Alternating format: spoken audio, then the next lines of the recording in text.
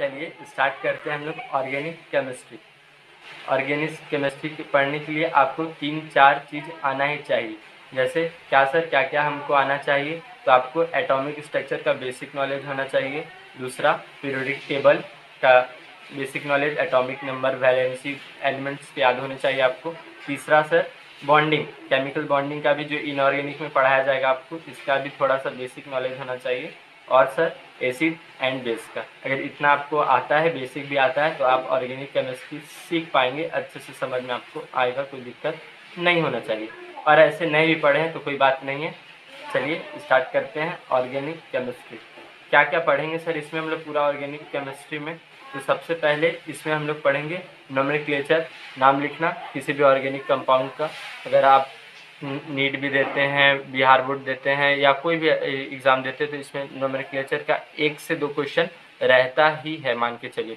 तो वह अच्छा से पढ़िएगा। सबसे पहले हम स्टार्ट करेंगे नोमेनक्लेचर को ही, फिर इसके बाद रिएक्शन मैकेनिज्म, कोई भी रिएक्शन हो रहा है, कैसे हो रहा है इसका मैकेनिज्म जानेंगे, ठीक है। और नेम रिएक्शन, बहुत सारे रिएक्शन जो हो रहे हैं इसका नाम क्या है, ये रिएक्शंस को हम लोग किस नाम से जानते हैं, फिर नेम रिएक्शन पढ़ेंगे, फिर पॉलीमर पढ़ेंगे, फिर आइसोमेरिज्म, फिर रिएक्शन मैकेनिज्म 2, और फिर फंक्शनल ग्रुप। नेम रिएक्शन से ही मान के चलिए तो 4 से 5 क्वेश्चन बिहार बोर्ड में रहता है, IIT JEE में रहता है। मतलब नोमेनक्लेचर, नेम रिएक्शंस और फंक्शनल ग्रुप, ये सब बहुत इंपॉर्टेंट टॉपिक है। तो सर रिएक्शन मैकेनिज्म 1 और 2 क्यों पढ़ा रहे हैं? ये लोग इंपॉर्टेंट नहीं है क्या? है इंपॉर्टेंट, इससे भी क्वेश्चन आते हैं, लेकिन ये सब कुछ समझने के लिए आपको रिएक्शन मैकेनिज्म 1 और 2 आना चाहिए, ठीक है। चलिए स्टार्ट करते हैं हम लोग। आज बेसिक थोड़ा देखते हैं। ऑर्गेनिक कंपाउंड किसको कहते हैं? ऑर्गेनिक कंपाउंड ऐसे कंपाउंड जो फॉर्म्ड हों हाइड्रोजन से, कार्बन से, ऑक्सीजन से, हेलोजन से, एक्सेट्रा बाय कोवैलेंट बॉन्ड। मतलब कहना क्या चाहते हैं? कहना चाहते हैं कि कुछ भी कंपाउंड जो कार्बन, हाइड्रोजन, ऑक्सीजन, हेलोजन से बने, इसको बोलते हैं ऑर्गेनिक कंपाउंड। तो ये आपस में जुड़े किससे होंगे? कोवैलेंट बॉन्ड से। बॉन्ड बेसिकली क्या है? एनर्जी है। 3 तरह के आपने पढ़े होंगे 9th-10th में। Ionic bond, covalent bond, coordinate bond पढ़े होंगे। आयंस के द्वारा जो बने ionic bond, sharing of electron के कारण जो बने इसको कोवैलेंट बॉन्ड, और coordinate bond special type of covalent bond पढ़े होंगे। नहीं पढ़े हैं तो केमिकल बॉन्डिंग में हम लोग पढ़ेंगे। तो ऑर्गेनिक कंपाउंड किसको कहते हैं? Compound formed by the carbon, hydrogen, oxygen, halogen, fluorine, chlorine, argon, ये सब के द्वारा जो बने कंपाउंड, इसको कहते हैं ऑर्गेनिक कंपाउंड। तो ये आपस में ये कंपाउंड जुड़े किससे रहेंगे? तो कोवैलेंट बॉन्ड से, ठीक है। ठीक है, आइए आगे बढ़ते हैं। मेनली जो हम लोग ऑर्गेनिक कंपाउंड में पढ़ेंगे, किसके कंपाउंड रहेंगे? कार्बन के कंपाउंड रहेंगे। किसके कंपाउंड रहेंगे? कार्बन के कंपाउंड रहेंगे। क्यों कार्बन के ही कंपाउंड क्यों रहेंगे? बिकॉज कार्बन के पास कुछ खास प्रॉपर्टी है। क्या ये प्रॉपर्टी क्या क्या है? तो पहला प्रॉपर्टी है catenation. Catenation self linking property. Carbon किसी से भी जाके जुड़ जाता है, हाइड्रोजन से जुड़ जाएगा, नाइट्रोजन से जुड़ जाएगा, किसी से भी जाके जुड़ जाता है। साइनाइड नाइट्रोजन से जुड़ गया तो कार्बन से जाके जुड़ जाता है। तो कार्बन के पास एक कैटेनेशन प्रॉपर्टी है। कैटेनेशन प्रॉपर्टी कहने का मतलब सेल्फ लिंकिंग प्रॉपर्टी। कैटेनेशन मतलब सेल्फ लिंकिंग प्रॉपर्टी, किसी से जुड़ने की प्रॉपर्टी, और लंबा सा चेन बनाता है। That's why carbon form a lot of compound in the organic. दूसरा एक और इसके पास गुण है टेट्रा वैलेंसी। टेट्रा मतलब 4 एंड वैलेंसी 4 होगा इसका। इसके कारण क्या होता है? जब एक्साइटेड स्टेट में होगा तो अपने इलेक्ट्रॉन रिलीज कर देगा, है कि ना। देखिए इसका हाइब्रिडाइजेशन लिखा 1s2 2s2 2p2, आपने पढ़ा होगा बेसिक केमिकल बॉन्डिंग में, ठीक है। तो ये एक्साइटेड होगा तो अपने इलेक्ट्रॉन दे पाएगा। 4 है इसके पास। सबका वैलेंसी कितना होता है? या तो 2 होता है या तो 1 होता है। बेसिकली 1-2 होता है, लेकिन कार्बन का कितना वैलेंसी है? 4। तो इसके कारण भी बहुत सारे कंपाउंड बनाता है ऑर्गेनिक में, ठीक है। तो 2 रीज़न है बेसिकली ऑर्गेनिक में कार्बन का बहुत सारे कंपाउंड बनाने का। पहला मैंने कहा कैटेनेशन, और दूसरा टेट्रा वैलेंसी। आशा करता हूँ समझ में आ गया होगा। आइए, तो synthesis of organic compound. Organic compound बना कैसे है? दूसरा क्वेश्चन आया कि ऑर्गेनिक कंपाउंड बना कैसे है। तो इस पे एक थ्योरी दिया गया, vital force theory. Vital force theory का कहना था कि इसको सुपर पावर भगवान ने बनाया है। किसने? ऑर्गेनिक कंपाउंड को किसने बनाया? भगवान ने। बोला कि एग्जाम्पल दो, तो बोला ठीक है ले लो। बोला जो रेड एंट में रहता है फॉर्मिक एसिड, ये ऑर्गेनिक कंपाउंड है जिसको फॉर्मिया भी कहते हैं। बोला और दो, तो बोला विनेगर, विनेगर एसेटिक एसिड, इसको एसेटम भी बोलते हैं, ये भी ऑर्गेनिक कंपाउंड है। बोला ठीक है। और दो, बोला बटर में जो रहता है ब्यूटेरिक एसिड, ये भी ऑर्गेनिक कंपाउंड है। देखो सब भगवान ने बनाया। साइट्रिक एसिड लेमन में। बोला वाह। यूरिया जिसका फार्मूला होता है NH2CO NH2। आप लोग ये सबका सब फार्मूला कमेंट सेक्शन में लिख के भेजेंगे। मैंने यूरिया का बता दिया NH2CO NH2, जो कि हम लोग का एक्सक्रीटरी प्रोडक्ट है ह्यूमन का, यूरिया। ठीक है, तो ये था वाइटल फोर्स थ्योरी। ने कहा कि भगवान ने बना के भेजा। एंट किसने बनाया? भगवान ने बनाया। इसने कहा एंट में फॉर्मिक एसिड पाया जाता है, तो ऑर्गेनिक कंपाउंड भगवान ने बनाया। लेकिन ऐसा फिर एक और साइंटिस्ट आए, इसने एक थ्योरी दिया, सिंथेसिस थ्योरी। सिंथेसिस थ्योरी मतलब बनाने वाला थ्योरी, भगवान वाला थ्योरी नहीं। तो इसमें एक कंपाउंड लिया NH4CNO, जिसको कहते हैं अमोनियम साइनेट। इसको साइंटिस्ट ने हीट किया तो एक कंपाउंड बना। हीट करने के बाद एक कंपाउंड बना। इस कंपाउंड का नाम हमको नहीं पता, हमको क्या, साइंटिस्ट को भी नहीं पता था, लेकिन बना। तो इसको जब प्रॉपर्टी इसका देखा तो प्रॉपर्टी किसके जैसा था? ऑर्गेनिक कंपाउंड के जैसा था। हीथार्टो, क्या बोलते हैं इसको? हीथार्टो। ये इसका प्रॉपर्टी कैसे था? सिमिलर था यूरिया जैसा। हीथार्टो एक ऑर्गेनिक कंपाउंड है जो कि हीट करने पे मिला, किससे? अमोनियम साइनेट से मिला, जिसका प्रॉपर्टी किसके जैसा था? यूरिया जैसा। तो इससे क्लियर हो गया कि हम लोग हीट के द्वारा बना सकते हैं इन ऑर्गेनिक कंपाउंड भी।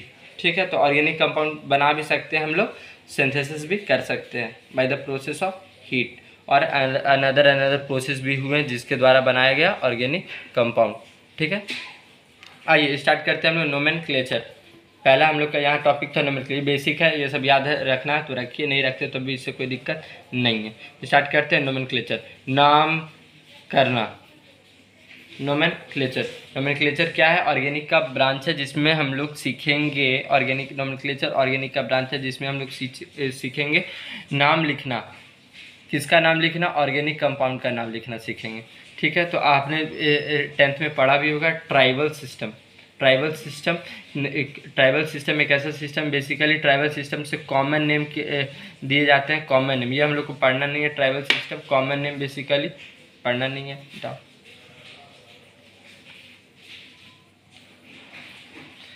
10th में भी आप लोगों ने एक पढ़ा ही होगा IUPAC सिस्टम ऑफ नोमेनक्लेचर। यही हम लोग को 11th में भी पढ़ना है। IUPAC फुल फॉर्म क्या होता है? International union of pure and applied chemistry. ठीक है, और एक कार्टिनॉन भी एक नोमेनक्लेचर का सिस्टम होता है, ये भी हम लोग को नहीं पढ़ना। हम लोग को पढ़ना है IUPAC system of nomenclature. Start करते हैं IUPAC सिस्टम ऑफ नोमेनक्लेचर। आइए बात करते हैं IUPAC system of nomenclature. IUPAC system of nomenclature में हम लोग बेसिकली 2-3 चीज़ स्ट्रक्चर देखते हुए आना ही चाहिए। क्या क्या? वर्ड रूट, प्रीफिक्स क्या होता है, वर्ड रूट क्या होता है, सफिक्स क्या होता है, ये ऐसे लिखा हुआ है तो कैसे लिखाया है, इसमें लिखाया है तो क्या क्या चीज़, कौन कौन चीज़ क्या है, ये सबको बेसिक नॉलेज होना ही चाहिए। तो आइए स्टार्ट करते हैं IUPAC system of nomenclature. Word root किसको कहते हैं? वर्ड रूट ये चीज़ जो total number of carbon atoms के गिव द आइडिया अबाउट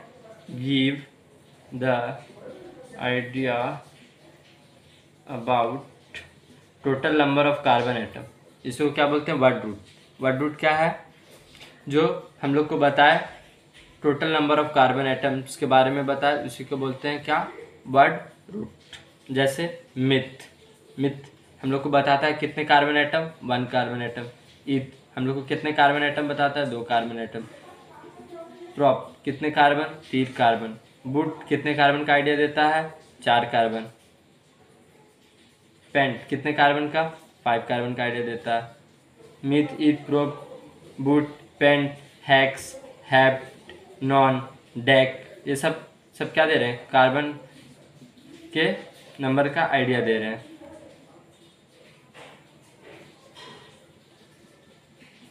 तो वर्ड रूट हम लोग को क्या बताता है? Number of carbon atom. क्या बताता है? Number of carbon atom.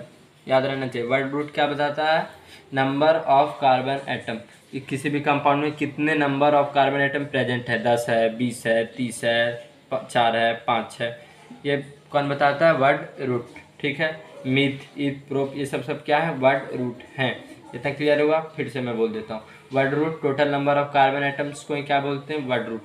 ठीक है, meth, eth, prop, but, pent, hex, hept, ये सब क्या बताएंगे, नंबर ऑफ कार्बन एटम बताएंगे। एक कंपाउंड है, इस कंपाउंड में कितने नंबर ऑफ कार्बन एटम है, जैसे कि लिखा हुआ C6H8, तो इसमें कितने नंबर ऑफ कार्बन एटम्स हैं, 6। तो हेक्स तो हेक्स क्या हुआ, वर्ड रूट हुआ। नहीं समझ में आया, आ गया।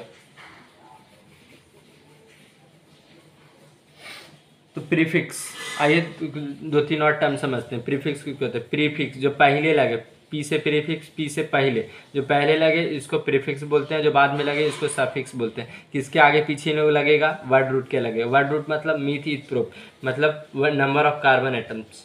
ठीक है। प्रीफिक्स दो तरह के, secondary prefix, primary prefix. Secondary prefix किसको कहते हैं, वो प्रीफिक्स आगे लगेंगे ऐसे चीज जो आगे लगेंगे ऑल सब्स्टिट्यूएंट, जितना भी जुड़ा रहे मतलब क्लोरीन जुड़ा रहे, ब्रोमीन जुड़ा रहे, आयोडीन जुड़ा रहे। क्लोरीन को बोलते हैं क्लोरो, ब्रोमीन को बोलते हैं ब्रोमो, आयोडीन को बोलते हैं आयोडो। ये सब आगे जुड़े रहेंगे। तो प्रीफिक्स आगे जुड़ रहा है तो पी से प्रीफिक्स, पी से पहले जुड़ रहा है तो इन सबको बोलते हैं सेकेंडरी प्रीफिक्स। क्या बोलते हैं, सेकेंडरी प्रीफिक्स। सेकेंडरी प्रीफिक्स जितना भी जुड़ने वाला है, ऑल सब्स्टिट्यूशन सभी जुड़ने वाले। जुड़ेगा कौन, क्लोरीन जुड़ेगा तो क्लोरो लिखेंगे नेमिंग में, ब्रोमीन जुड़ेगा तो ब्रोमो लिखेंगे, आयोडीन जुड़ेगा तो आयोडीन लिखेंगे। अभी मैं बताऊंगा सब। प्राइमरी प्रीफिक्स को क्या होता है, ये भी आगे ही जुड़ेगा। प्राइमरी प्रीफिक्स ऐसे जैसे साइक्लो, कंपाउंड जैसा देखने में लगे उस हिसाब से बोलते हैं primary prefix. Cyclo, spiro, by cyclo, 2 go cycle रहेगा तो ऐसे रहे तो साइकिल, 2 गो एक बार साइकिल रहे तो बाईस साइक्लो, स्पाइरल जैसा रहे तो स्पाइरो, सब। तो ये सब क्या है, primary prefix. Cyclo, bi cyclo, spiro, इसमें ऑल सब्स्टिट्यूशन क्या क्या जुड़ेंगे सब इसमें सेकेंडरी प्रीफिक्स में।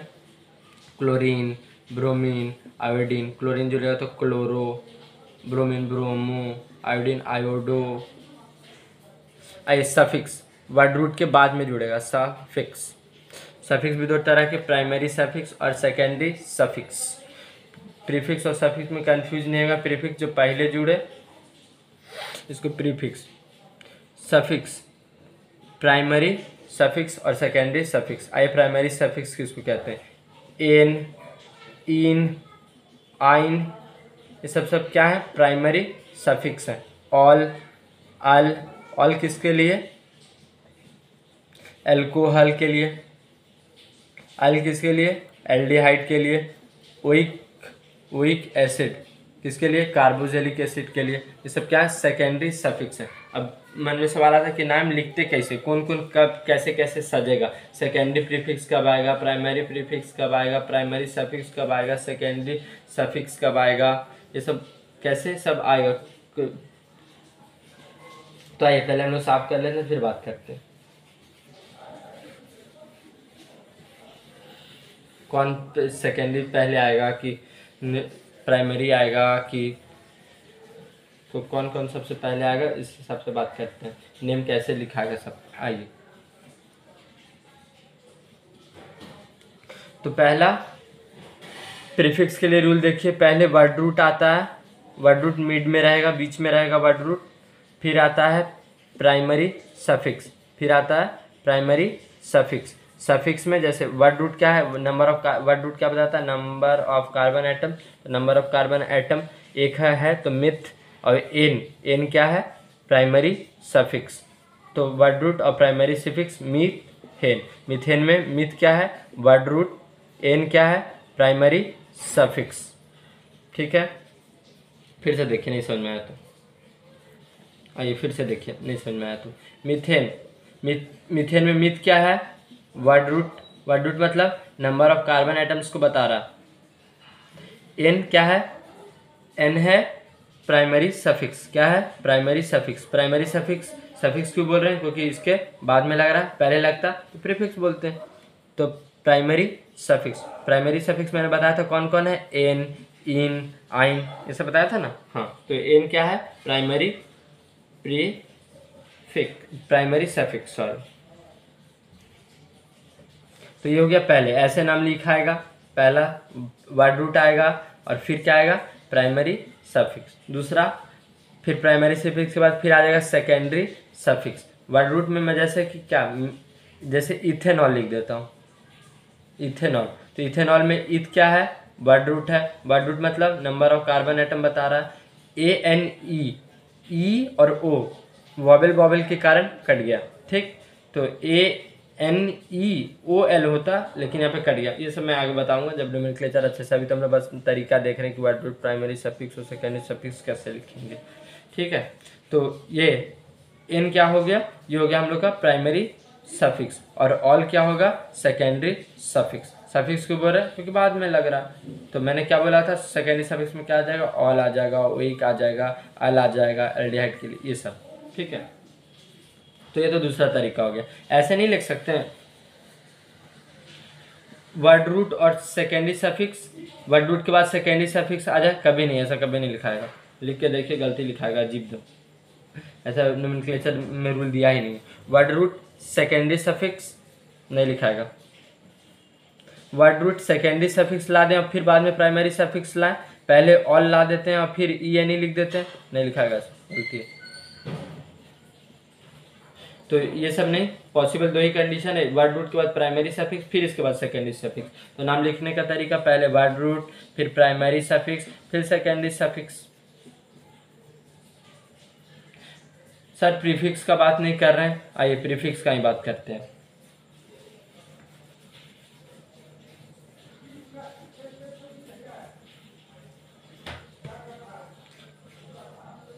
पहले प्राइमरी प्रीफिक्स, फिर वर्ड रूट, फिर इधर तो हम लोग देख ही लिए प्राइमरी सफिक्स और सेकेंडरी सफिक्स। पहले प्राइमरी प्रीफिक्स ला देते हैं। Primary prefix cyclo primary prefix में मैंने बोला था क्या क्या आ सकता है, साइक्लो आ सकता है, बाईसाइक्लो आ सकता है, स्पाइरो आ सकता है।